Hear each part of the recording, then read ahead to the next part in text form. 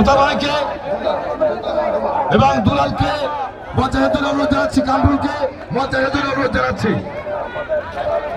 সম্মানিত আপনার সামনে দিয়ে সরকার সমাধান থাকে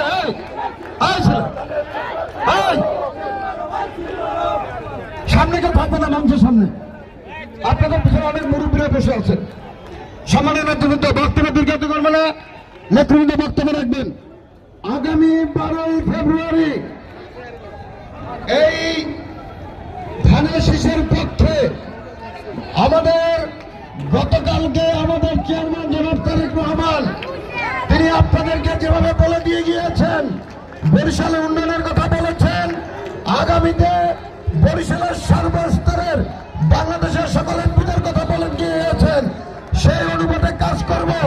এবং একটি কথা স্পষ্ট মনে রাখবেন, শহীদ রাষ্ট্রপতি চেয়ারম্যানের 19 দফা কর্মসূচি, মরুমা বেগম খালেদা জিয়ার ভিশন 20, এই দুয়ের সমন্বয়ে জনাব তারেক রহমানের 31 দফা, এই 31 দফা সম্মিলিতভাবে আগামীতে